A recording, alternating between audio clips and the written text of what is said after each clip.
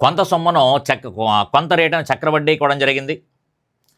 ఆ సొమ్ము 2వ సంవత్సరాంతానికి 3వ సంవత్సరాంతానికి 7,350 8,575 అయ్యింది. ఆయన చక్రవడ్డీకి ఇచ్చిన సొమ్ము ఎంత అని అడిగాడు. మనం పి అనే అమౌంట్ కనుక అప్పిస్తే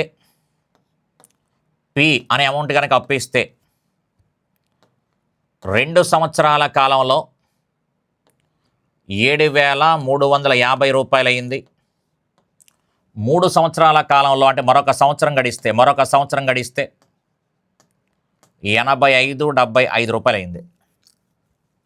ఆయన స్టార్టింగ్ అసలు ఎంత అడుగుతున్నాం. ఈ కాలాలు కనుక సమానం అయితే B² = AC అని రాసేయచ్చు. ఈ రెండు కాలాలు కనుక సమానం అయితే B² = A × C రాసేయచ్చు. కాలాలు కనుక సమానం అయితే B² = A × C AC అని రాసేయచ్చు. కానీ కాలాలు సమానంగా లేవు. అలా కాలాలు సమానంగా లేనప్పుడు రేషియో ఫైండ్ అవుట్ చేయండి. అందుకని వీటికి సంబంధించిన రేషియో ఫైండ్ అవుట్ చేస్తే 73:50 85:75కి సంబంధించిన రేషియో క్లియర్గా మనకి 25వ ఎక్కం పోతుంది. డైరెక్ట్ 25 ఎక్కం 100కి 4 1000కి 40 7,000కి 280. నెక్స్ట్ ఇదొక 300 300కి 12 అంటే 292. ఇదొక 50లో 2 సార్లు 294 సార్లు పోయింది. అలా ఇక్కడ మనకి 1000కి 40 కాబట్టి 8,000కి 320 500కి 20 340 ఇదొక 343 సార్లు పోయింది. మళ్ళీ మనకి 7 ఎక్కం పోతుంది. 7 4 28 7 2 14 7 49 మళ్ళీ 7 ఎక్కం 7 6 7 7 కాబట్టి నిష్పత్తి ఎంత అంటే కనుక 6:7 6/7 అని వచ్చింది.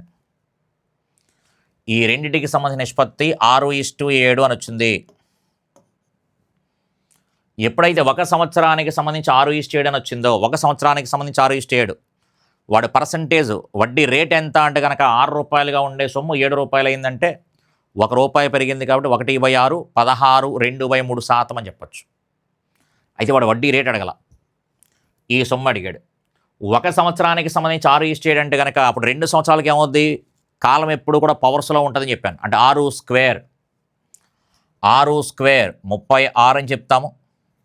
ఇక్కడ 6:7 కాబట్టి 6² ఈ 7² అనమాట. 6² అంటే కనుక 36 7² అంటే కనుక 49. అందుకే 49 ప్లేస్లో ఇది ఉంటే కనుక 36 ప్లేస్లో ఎంత అడుగుతున్నాడు. 49 ప్లేస్లో 73:50 అయితే 36కి ఎంత. ఎప్పుడైతే మనకు 36కి ఎంత లెక్క చేయాల్సిన పని లేదు, ఇంకా లెక్క చేయాల్సిన పని లేదు. ఎందుకంటే 36కి ఎంత అంటే 36 టోటల్ లైన్ కాబట్టి వీలైతే సాల్వ్ చేయండి. టోటల్ లైన్ ఉండే ఆప్షన్ ఏముందంటే టోటల్ లైన్ కాదు, ఇది టోటల్ లైన్ కాదు, టోటల్ లైన్ కాదు. సమాధానం ఎంత అంటే 5,400 రాసేయచ్చు. కావాలని కూడా సాల్వ్ చేసుకోవచ్చు. 36కి ఎంత అనగానే టోటల్ లైన్ కాబట్టి కింద ఉన్న ఆప్షన్ టోటల్ లైన్తో లింక్ అయ్యే నెంబర్ చూసుకుంటాం. అంటే మనకి కనీసం చేయడం వల్ల ఒక 5 సెకండ్లో 10 సెకండ్లో కలిసి వస్తుంది అలా ఆలోచించడం వల్ల. ఓకే, కాబట్టి ఎప్పుడైతే మన ప్రశ్నను అలా ఆలోచించగలుగుతాం కొంచెం స్పీడప్ చేసుకోగలుగుతాం సమాధానం. ఇక్కడ రేషియో ఒక సంవత్సరానికి సంబంధించింది కాబట్టి 2 సంవత్సరాలు అనగానే స్క్వేర్ చేస్తాం.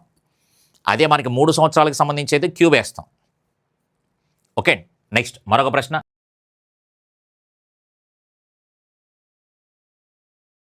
(59/468) విస్తరణలో చివరి 2 అంకెల సంఖ్య ఎంత?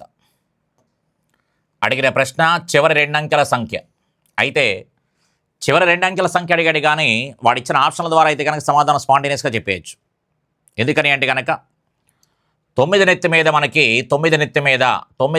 మనకి సరి సంఖ్య ఉంటే కనుక 9 పవర్ అని ఉంటే 9 పవర్ ఈవెన్ నెంబర్ 9 నెత్తి మీద సరి సంఖ్య ఉంటే 9 నెత్తి మీద మనకి బేస్ సంఖ్య కనుక ఉంటే 9 power even number 9 power odd number అయితే కనుక క్లియర్గా ఏం చెప్పుకోవచ్చు, 9 నెత్తి మీద మనకి సరి సంఖ్య కనుక ఉంటే కనుక యూనిట్ డిజిట్ వచ్చి 1 అని చెప్పాం. యూనిట్ డిజిట్ వచ్చి 1 అని చెప్పాము. అలాగే 9 నెత్తి మీద కనుక మనకి బేస్ సంఖ్య కనుక ఉంటే కనుక యూనిట్ డిజిట్ వచ్చి 9 అని చెప్తున్నాం. ఇది యూనిట్ డిజిట్ 1 అని చెప్తాము, యూనిట్ డిజిట్ 9 అని చెప్తాం. అలాగే 4, 9కి సంబంధించి మాట్లాడాం. అలాగే 4 నెత్తి మీద మనకి సరి సంఖ్య ఈవెన్ నెంబర్ కనుక ఉంటే 4 స్క్వేర్ 16 6 వస్తుంది. 4 నెత్తి మీద బేస్ సంఖ్య 4 పవర్ 1 అంటే 4 వస్తుంది. అంటే 4కి 9కి పవర్లో కనుక బేస్ సంఖ్య ఉంటే సేమ్ నెంబర్ రిపీట్ అవుద్ది.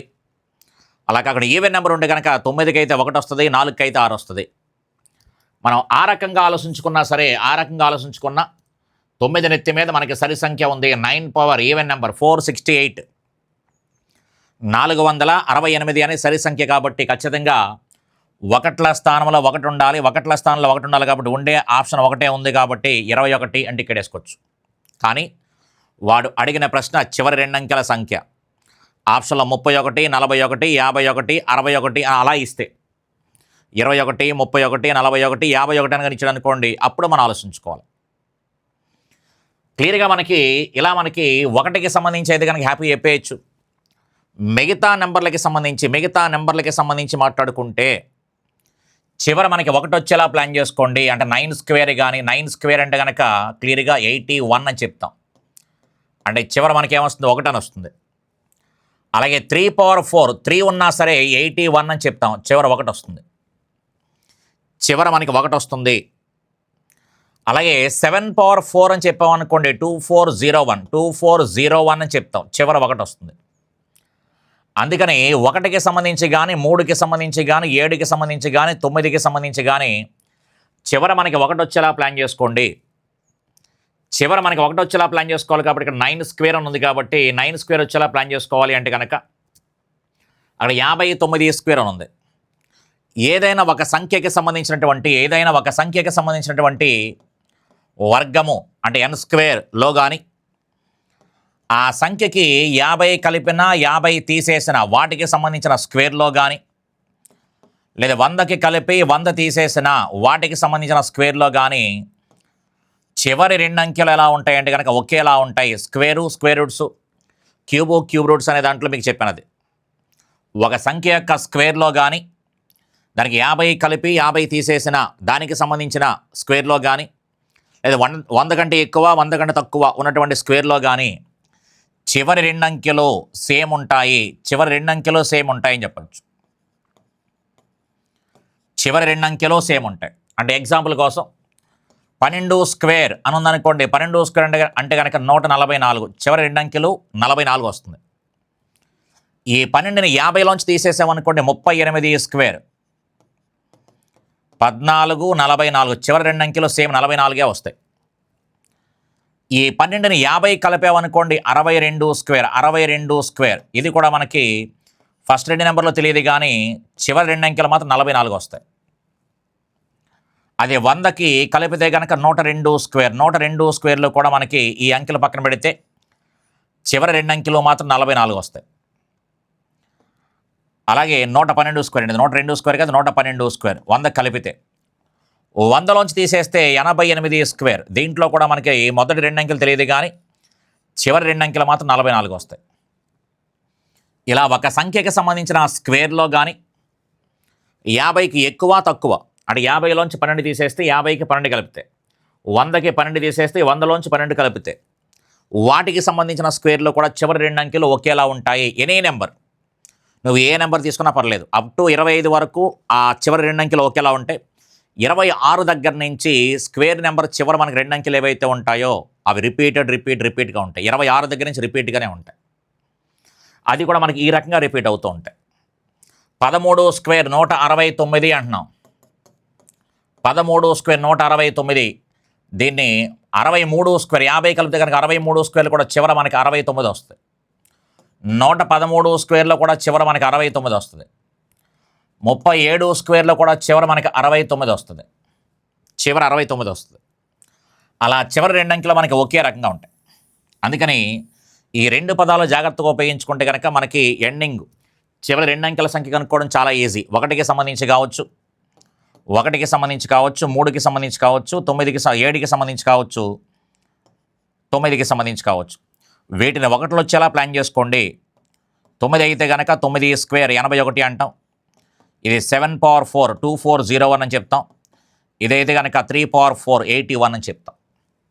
చివరి వాటికి ఒకట్లు వస్తాయి కాబట్టి. అందుకని క్లియర్గా మనకి ఇది 50 +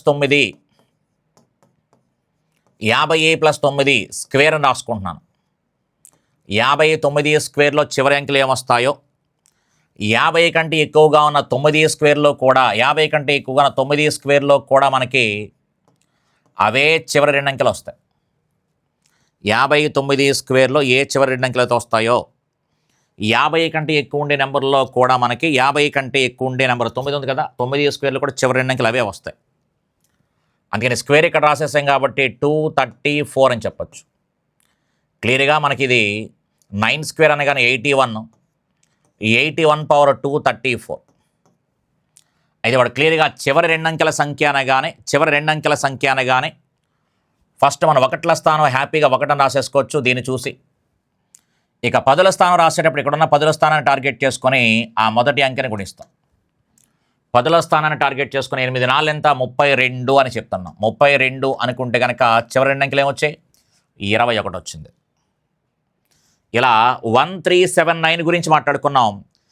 లాస్ట్ టైం మనకి టెస్ట్ పెట్టేటప్పుడు మనకి 2 గురించి మాట్లాడుకున్నాం. లాస్ట్ టైం టెస్ట్ పెట్టినప్పుడు మనకి 2 × 10 ఇంటూ ఈవెన్ నెంబర్గా రాసుకుంటే కనుక 2 × 10 వాడిచ్చినటువంటి పవర్ని 2 × 10 ఇంటూ ఈవెన్ నెంబర్ సరి సంఖ్య అయితే కనుక చివరి రెండు అంకెలు కూడా మనకి 76 వస్తుందని చెప్పాను. చివరి రెండు అంకెలు మనకి 76 వస్తుంది. చివరి రెండు అంకెలు మనకి 76 వస్తుంది. అదే మనకి 2 × 10 ఇంటూ ఆడ్ నెంబర్ అయితే కనుక అప్పుడు చివరి రెండు అంకెలు మనకి 24 వస్తుంది. అలా చూస్తూ మన సమాధానం చెప్పుకోవచ్చు. ఒక మంచి కాన్సెప్ట్ ఉపయోగించుకునే ప్రయత్నం చేసుకోండి. లెక్క ఒక్కదాన్ని నేర్చుకున్నా ఉంటే కనుక ఎప్పుడు 4-5 లెక్కలు చెప్పుకుందాం మనం. ఓకే, కనీసం 2 లెక్కలని చెప్పుకుందాం. కానీ ఒక కాన్సెప్ట్ చెప్పుకుంటున్నాము అంటే కనుక ఆ కాన్సెప్ట్ను వెనకాలటువంటి ఆ పాయింట్లు జాగ్రత్తగా అర్థం చేసుకోవాలి. ఆల్రెడీ విని ఉన్నావు కాబట్టి రీకాల్ చేసుకునే ప్రయత్నం చేసుకోవాలి. అందుకని ఇందులో బిట్టుపోయింది అంటే ఒకసారి నోట్స్లోకి వెళ్ళి దీనికి సంబంధించిన లెక్కలన్నీ చూసుకుంటూ ఉండాలి. ఓకే, కాబట్టి కాన్సెప్ట్ ఏదైతే రీకాల్ చేస్తున్నామో దాన్ని దృష్టి పెట్టండి. క్వశ్చన్ ఆన్సర్ అయిపోయేలా ఉంటే కనుక ఇంకెందుకు హ్యాపీగా చెప్పేద్దాం, హ్యాపీగా పోదును కూడా. దానివల్ల టెస్ట్ రాయాల్సిన పని లేదు కదా. అందుకని సాధ్యమైనంతవరకు ఆన్సర్ చెప్తున్నా సరే దీన్ని ఎలా చేయాలి, ఎలా ఆలోచించాలని చెప్తున్నాను, వాటి మీద కూడా కొంచెం ఫోకస్ పెడుతూ ఉండండి. అయితే దీనికి సమాధానం చెప్పంటే ఇంతకుముందు చెప్పాను కదా, ఇదంతా మ్యాటర్తో సంబంధం లేదు. 9 నెత్తి మీద సరి సంఖ్య ఉంది, ఒకట్ల స్థానం ఒకటి వస్తుంది, ఒకటే ఉంది, టికెట్ వేయండి. ఓకే, నెక్స్ట్ మరొక ప్రశ్న. కొంత సొమ్ముపై 5% చక్రవడ్డీ రేటు చొప్పున 2 సంవత్సరాలకు అయ్యే వడ్డీ 246 రూపాయలు. 5% చొప్పున 2 సంవత్సరాలకు అయ్యే వడ్డీ అన్నాడు. చక్రవడ్డీ 2 సంవత్సరాలకి చక్రవడ్డీ అనగానే 10.25% అది ఫ్లోలో పడిపోవాలి. 10.25% అది ఫ్లోలో పడాలి. ఆ 10.25% విలువ 246 అయితే 6% వడ్డీ రేటు చొప్పున 3 సంవత్సరాలకు బారు వడ్డీ అని చెప్పాడు. బారు వడ్డీ అంటే కనుక మనకి డైరెక్ట్గానే సంవత్సరానికి 6, 3 సంవత్సరాలకి 3 6 ఎంత అంటే 18 అని చెప్పడం. 18% ఎంత లెక్క చేయాల్సిన పని లేదు. 18% ఎంత అని ప్రశ్న అడిగాం కాబట్టి 18 అంటే కనుక టోటల్ లైన్. ఇక్కడ కింద నా ఆప్షన్లో టోటల్ లైన్ ఎక్కడ లింక్ ఉందో చూడండి ఒకసారి. ఇది 13 అంటే 4 కాదు. ఇది క్లియర్గా 12, 15 అంటే 6 కాదు. ఇది 11 టోటల్ 2 కాదు, ఒకటే ఉంది. 4, 3, 2 టోటల్ లైన్ టికెట్ వేసుకోవచ్చు. లెక్క కూడా చేయకుండా అలా హ్యాపీగా చెప్పచ్చు. ఓకే, లెక్క చేద్దాం అనుకుంటే కనుక జస్ట్ కంపారిజన్ అడిగిన ప్రశ్న ఇది కాబట్టి దీని గురించి మాట్లాడేస్తాను. డైరెక్ట్ ఆప్షన్ లెక్క చేద్దాము అనుకుంటే కనుక 10.25% విలువ 246 అయితే 18% విలువ ఎంత? ఇది మనకి చక్రవడ్డీకి సంబంధించిన నెంబర్, ఇది బారు వడ్డీకి సంబంధించిన నెంబర్. ఇది క్లియర్గా మనకి ఇక్కడ 0.25 అంటే పావలా. ఎన్ని పావలాలు 4 రూపాయలు అవుతాయి, 6 రూపాయలు అవుతాయి. ఎన్ని పావలాలు మనకి 4 రూపాయలు అవుతాయి, 6 రూపాయలు అవుతాయి అంటే కనుక క్లియర్గా మనకి ఎన్ని పావలాలు అంటే 24 పావలాలు. 24 పావలాలు 24 పావలాలు మనకి 6 రూపాయలు అవుతాయి కాబట్టి 24 పదులు 24, 240 సరిపోయింది. అలా సేమ్ 18, 24 ఒకటే ఆన్సర్ ఉంది కాబట్టి హ్యాపీగా 432 అని చెప్పచ్చు. 432 సమాధానం ఎంత అంటే కనుక క్లియర్గా మనం 432 అని చెప్పుకోవచ్చు. ఓకే.